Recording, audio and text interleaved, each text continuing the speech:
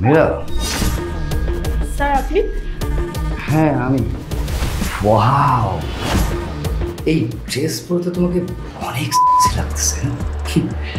তুমি জানো মীরা, তুমি না একদিন অফিসে না আসলে আমার আমার জানি কেমন কেমন লাগে। আমার কেমন জানি মনে হয় জানো, মনে হয় আমার ফুলের বাগানের ফুলটা উধাও হয়ে গেছে। আচ্ছা মীরা, তুমি কি জানো এই জন্য, শুধুমাত্র এই জন্য অফিস বন্ধ থাকাকালীন সময়ও আমি কিন্তু দিব্যি অফিস খোলা রেখেছি, শুধুমাত্র তোমার জন্য। স্যার আমি বলি কি, আমার এত প্রশংসা না করে আপনি ভাবির প্রশংসা করুন, তাকে সময় দিন, সেটাই বেটার। আচ্ছা মীরা, আমাকে একটা কথা বলো তো, এই যে প্রতিদিন তোমার কি এক তরকারি দিয়ে খেতে ভালো লাগে? সরি স্যার, বুঝলাম না।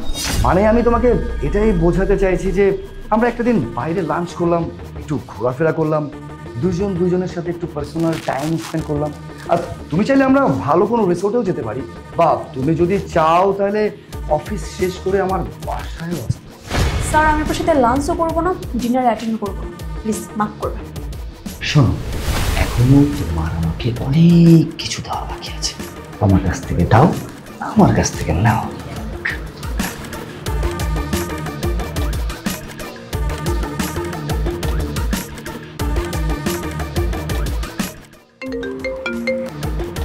হ্যালো ম্যাম, আমি মীরা বলছি। আপনার হাজব্যান্ডের অফিসে জুনিয়র অফিসার হিসেবে জব করছে। জি মীরা, বলুন। ম্যাডাম আপনার হাজব্যান্ড একজন দুর্চরিত্রবান। আপনার হাজব্যান্ড কি আবল তাবল কথা বলে আমার সাথে খারাপ অনেক কিছু করার চেষ্টা করে।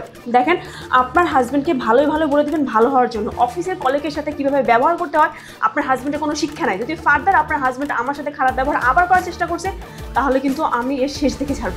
আচ্ছা ঠিক আছে, আমি ব্যাপারটা দেখছি। হ্যাঁ, আর এই ব্যাপারটা নিয়ে দুশ্চিন্তা করার আপনার কোনো দরকার নেই। আমি দেখছি। ঠিক আছে, ব্যাপারটা দেখবেন।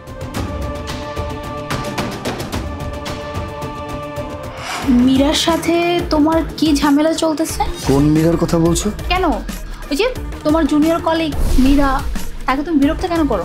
আমি তাকে বিরক্ত করি এই কথা তোমাকে কে বলেছে?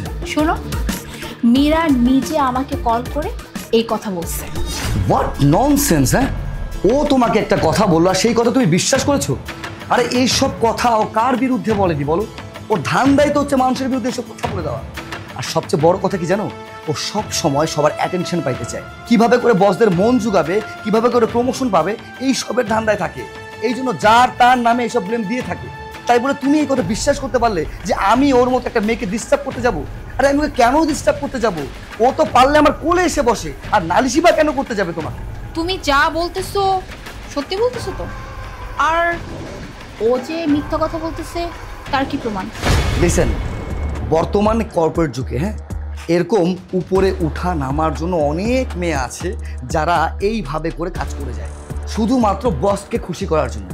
কারণ ও খুব ভালো মতোই জানে যদি বসকে খুশি করা যায় তাহলে ওর প্রমোশন নিশ্চিত, আর যদি না পারে তাহলে এভাবে প্রোপাগান্ডা ছড়ায় বেড়ায়। আর তুমি কিনা ওর কথা বিশ্বাস করে বসে আছো। আচ্ছা আমাকে একটা কথা বলো, আমি যদি ওকে ডিস্টার্ব করি, তাই না, আমার উপরেও তো বস আছে, ও তো চাইলে তাদেরকে নালিশ করতে পারতো, তাদেরকে তো করেনি, ডিরেক্ট করছে তোমাকে।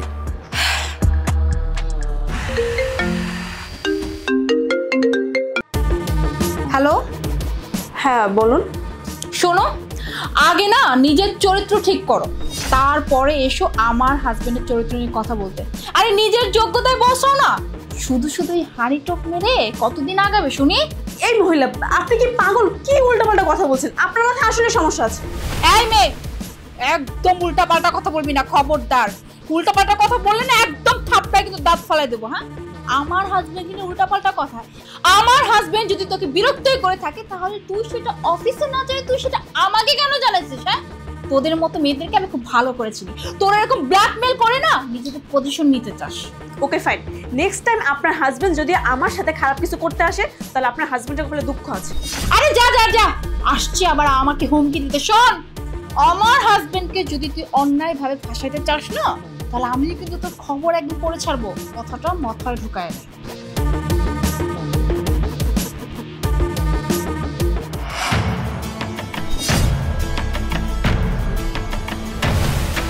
দেখো, তুমি কিন্তু আমার সাথে রীতিমতো বেয়াদবি করছো। আমি যদি চাই তাহলে কিন্তু তোমাকে একটা শিক্ষা দিতে। আমি খুব ভালো করেই জানি যে এটা আপনি কোনোদিনও করবেন না, কারণ আপনার ওয়াইফের সাথে আমি কথা বলে যেটা বুঝতে পারলাম, আপনার ওয়াইফের না মাথা গরম।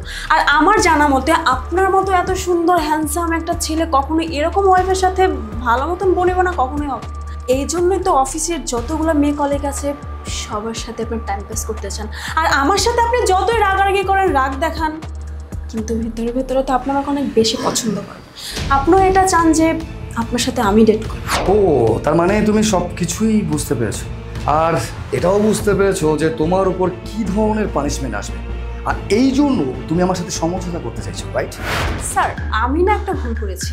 আমি ভেবেছিলাম যে আমার জন্য আপনি আপনার স্ত্রীকে ঠকাবেন, কিন্তু আমি যেটা বুঝতে পারলাম আপনার স্ত্রী আপনাকে গুরুত্বই দিচ্ছে না, সেখানে ঠকানোর কথা তো আসেই না। এক্স্যাক্টলি, আমার ওয়াইফ তো আমার গুরুত্বই বুঝে না, আমাকে গুরুত্বই দেয় না। বাট বাই দ্য ওয়ে, তুমি আজকে কেমন জানি উল্টো সুরে কথা বলতেছো। আচ্ছা, তোমার কি মতলব টতলব খারাপ আছে নাকি? দেখো, এমন কোনো কিছু কিন্তু করার চেষ্টা ভুলেও করো না, ঠিক আছে? আর এমনিতেও আমার ওয়াইফের প্রতি আমার তেমন একটা কোনো ফিলিংস কাজ করে না। বিশেষ করো তোমাকে দেখলে না আমার কেমন জানি লাগে, চেষ্টাটা না অনেক বেশি বেড়ে যায়। বাই দ্য ওয়ে স্যার, আপনি কি আমাকে কোথাও লাঞ্চ করাতে নিয়ে যাবেন? আরে ওয়াই নট, কেন না? আরে তুমি যেখানে বলবে আমি তোমাকে সেখানে নিয়ে যাবো লাঞ্চ করতে। কিন্তু তুমি আমার সাথে কোনো চালাকি করার চেষ্টা করছো না তো? আই মিন, আমি যেটা বলতে যাচ্ছি, কোনো ফোন দিয়ে ফিকির রাখছো না তো? একটা ফোন দিতে অবশ্যই আছে। আপনার ওয়াইফ যেহেতু আমার সাথে খারাপ ব্যবহার করেছে, আমিও তোর জামাইকে আমার কাছে কিনে নিই। ও, হাউ সুইট, তেজি lady. Okay, come on, move, তাড়াতাড়ি রেডি হও, আমার বাইরে যাবো। ওকে।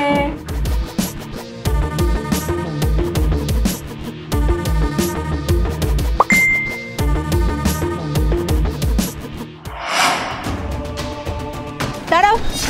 ইয়ে মোনা, তুমি এখানে দাঁড়িয়ে কি করছো?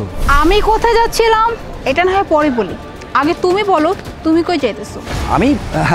আমি তো ওই তো সামনেই যাচ্ছিলাম আমাদের একটা প্রজেক্টের কাজে, মিট মাই কলিগ। ও, তুমি মীরা, রাইট? ইয়ে না, মানে ও ও ও মীরা না। না, আমি মীরা, আর আপনার সাথে আমার কথা হয়েছিল। এমনকি তার মানে তুমি যে লম্পটের ভিডিওটা আমাকে পাঠাইছিল, সেই লম্পটটা কেউ না, আমার স্বামী। আর আমি কিনা আমার স্বামীর হয়ে তোমার সাথে কত দুর্ব্যবহার করেছি। আই এম সরি, আমাকে মাফ করে দিও। এবার আপনি ওনার গালে ইচ্ছে মতো থাপ্পড় দিন, এমন ভাবে মারুন যাতে কোনো দিন মেয়ে কলিগের প্রতি খারাপ দৃষ্টি না তাকাতে পারে। অসভ্য জানোয়ার, ঘরে বউ রেখে বাইরের মেয়েদের সাথে এরকম ব্যবহার, তাই না? হ্যাঁ, এই তোকে আমি কতটা বিশ্বাস করতাম, ভরসা করতাম। মানুষজন যদি তোর ব্যাপারে কোনো কিছু বলতো আমি কোনোদিন বিশ্বাস করতাম না। এমনকি এই মেয়েটাকে আমি যা তা বলেছি যে আমার হাজবেন্ড এমন কোনো কাজ করতেই পারে না, আমার হাজবেন্ড আমাকে অনেক ভালোবাসে। আর তুই কি না আমার ভালোবাসা, আমার বিশ্বাসের সাথে এইভাবে খেলা করছিস? কি দরকার ছিল আমার বিশ্বাস নিয়ে খেলা করার? যাই হোক, তোর সাথে আমি পাবলিক প্লেসে কোনো কথা বলবো না। জাস্ট একটা কথা বলে দিতেছি, তোর সাথে আজকে আমার শেষ। তোর এই চেহারা আমি কোনোদিন দেখবো না, আর ফার্দার তুই আমার সামনে কোনোদিন আসবি না।